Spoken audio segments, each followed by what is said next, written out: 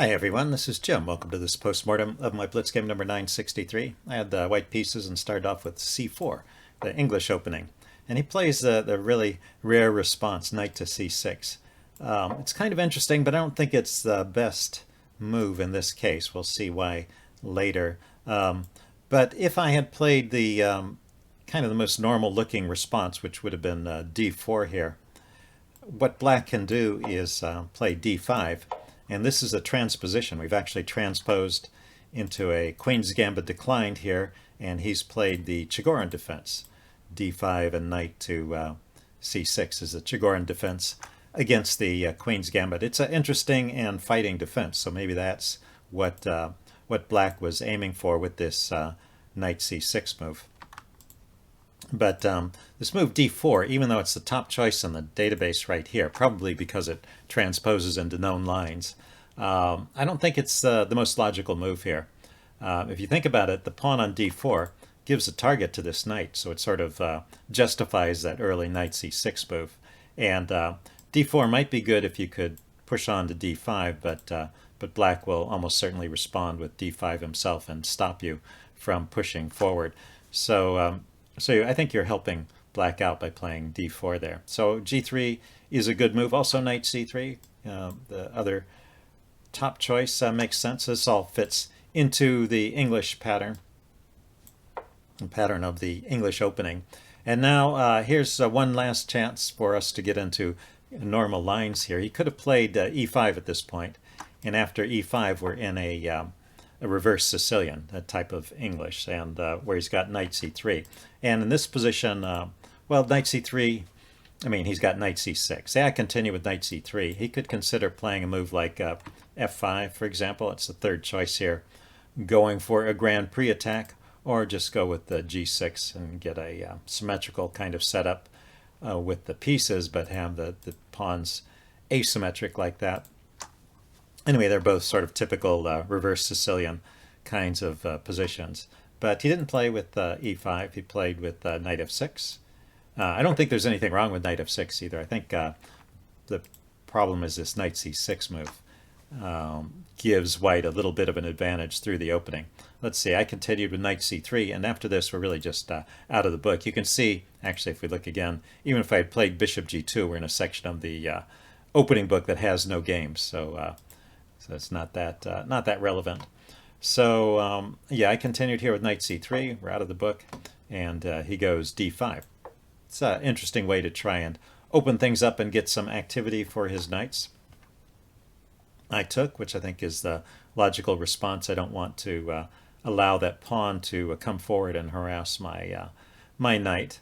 And also I'm taking at a time when he can't take back with the queen. There are similar positions like this if this knight isn't here, where the queen can come out and take and exert some pressure on this diagonal, stop me for a moment from playing bishop to g2, probably have to respond to knight f3. But in this case, my knight's defending the pawn, so he has to take with the knight.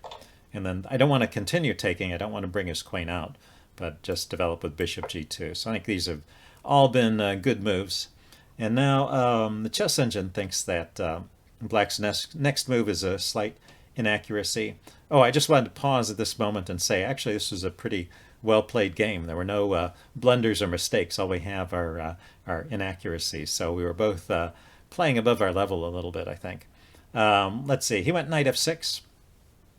The chess engine likes retreating the knight to b6 rather than putting it on f6. Maybe because it still likes this idea of e5 and f5 setting up some kind of Grand Prix attack against my setup here. But the knight is out of the way. I mean, it's hard to justify in my mind why you would want a knight on b6, but I guess it'll get back into the game via some other route, maybe via d5, although that's under my control. Maybe it'll come back this way. Or maybe it'll hop into c4. Anyway, it seems to have more of a future there than on f6, or at least it's out of the way of the pawns. The other way to play this would be to take, and then I would take back with the b pawn, which I was just checking that to make sure that was the right way to take, but that's my natural inclination. I want to try and build up a big center like this, and this is also a position that leaves white with a slight advantage. So whatever black does at this point, white is going to have some kind of slight opening edge. And I think this goes back to the original opening choice of knight c6. Anyway, I enjoyed this opening advantage for a while. Let's see, he went knight f6, right? I go knight to f3. He went e5, so we're in reverse Sicilian territory. I play d3 to stop that pawn from coming forward, and he played bishop d6. He could have developed that bishop to b4, I think. Maybe he didn't like the idea of getting kicked. It probably helps me develop with a3 and b4, something I want to play later to get the diagonal for this dark squared bishop. So this, although putting the bishop behind the pawn seems a little bit weird, it is freeing up this knight to move, and in any case, the chess engine thought it was an okay move. So let's see, I castled here. He castled. I went a3, so like I said, I am preparing this a3, b4, so I can get my bishop on b2. I could have gone b3 directly, if we back up, but I felt like I wanted to have more control over these dark squares, prevent him from pinning me or hopping his knight into these squares. So that's why I went with a3 and b4, taking some space on the queen side as well as preparing to develop my bishop, even though it's a bit slower. Let's see, he went a6 here, so I continued with b4, and now he went knight d4. Another interesting point in the game where I have to decide if I want to do anything about that knight. But I think it helps black if I exchange and it brings his pawn forward. He can maybe get pressure against my backwards e-pawn. So I think I made a decent choice here with just developing bishop b2. And if he trades, I'll take back with the bishop, keep my pawns together, and I still have ideas of advancing my pawns in the center. Let's see, he went rook b8, an interesting move. He's getting his bishop off, his rook off of this diagonal that the bishop may control at some point. And now I continue with e3, so this is my turn to make a slight inaccuracy. I was asking the chess engine what it would prefer here, and it would play like this with knight to d2, and then it expects that black will want to bust things up a little bit with c5. I take, bishop takes, and then knight d to e4. So it's doing this maneuver with the knight. Notice that it's supported by the knight on c3, so even if there's a trade, the knight is still here hitting the bishop. And yeah, it looks like a good square for the knight. Although after the trade, black may have ideas of pushing the f-pawn forward. He does have to worry about checks on this diagonal, though, if he opens things up too much. So yeah, pros and cons to that. But anyway, chess engine thinks that's the way for me to keep my opening advantage. See, I played with e3, and it thinks things are about equal after this. Probably because I've now got this weakness on d3 that black can target. So anyway, he exchanges here, which is correct. And then he played b5, and that seems to give the advantage back to me. After b5, this c-pawn is permanently weak. So the chess engine would go like this: bishop h3, kick my rook around, play rook to e8, get that rook on an open file, and then I might play queen c2 here, defending and preparing to bring another rook to the center. Maybe I'll push these pawns forward. It seems like there's about equal chances. I have a weak pawn. He has a potentially weak pawn here. Maybe I can find a way to go after that bishop on d6, but it seems to be holding things together for the moment. So b5 was a slight mistake. And let's see, I continue with d4, which was the correct response. So that was a good move on my part. And then it doesn't like taking. The chess engine thinks he should leave that there. I mean, I played d4 at a moment when he can't easily push that pawn forward. Yeah, he can't push it forward at all. I can just take it off. So he has the choice of taking or letting me take. And if he takes and I take back with a pawn, then I'll have this isolated pawn. But it's a situation where I can take back with a piece, and it helps me develop. So that's why taking is probably a mistake. And this bishop here on f5 is a little bit annoying. So I would probably take here, and I think that's best, and open things up. And now I don't want to trade queens. I want to try and take advantage of this weak pawn somehow, and so I want my pieces on for that. So queen c1, also a suggestion of the chess engine. It's a funny looking move, but maybe I can bring my rook to d1 to chase his queen, something like that. And I am looking at the c file.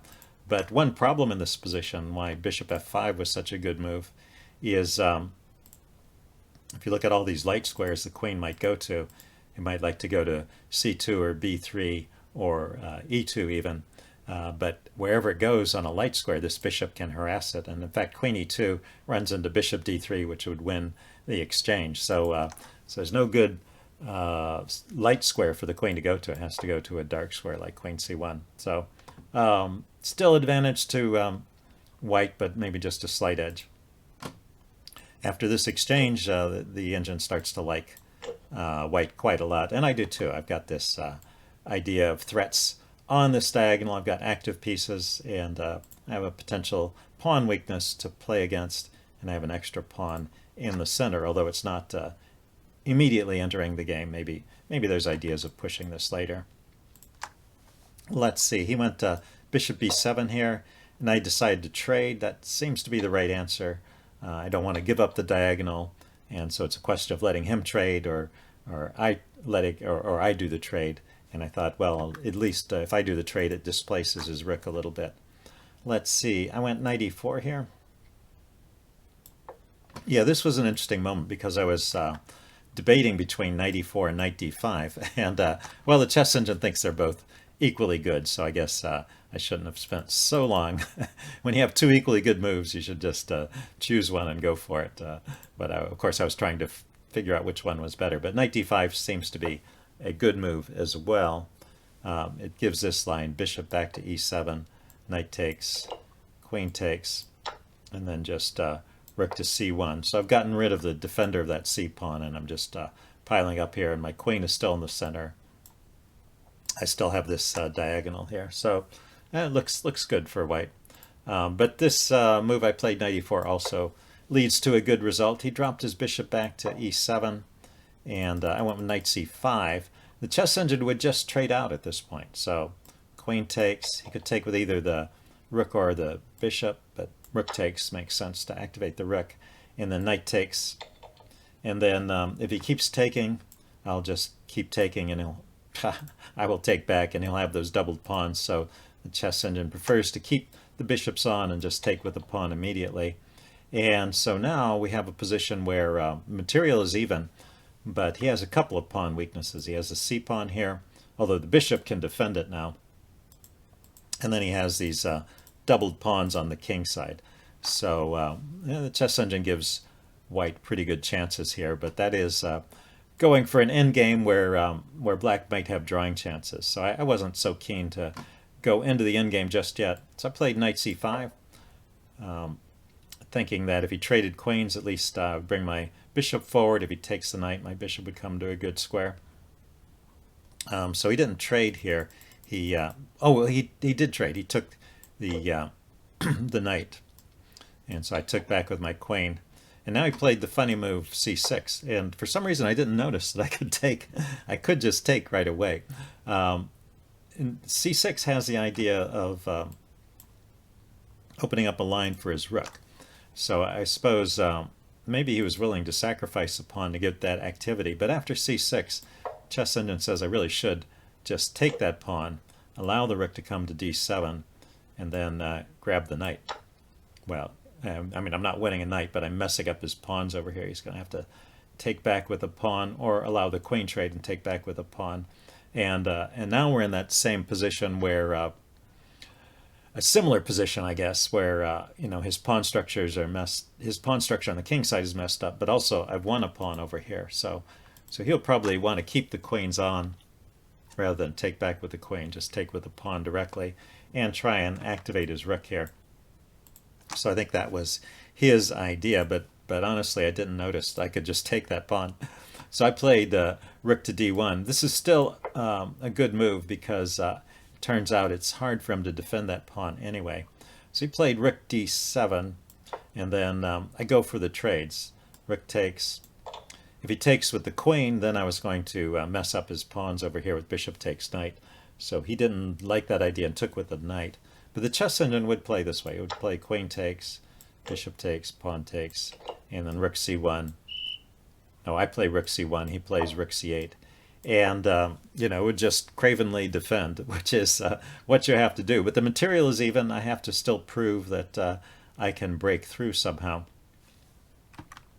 There may be an idea of queen to h5 and rook to d1, or maybe I can just try and hold his pieces back here and push my pawns forward.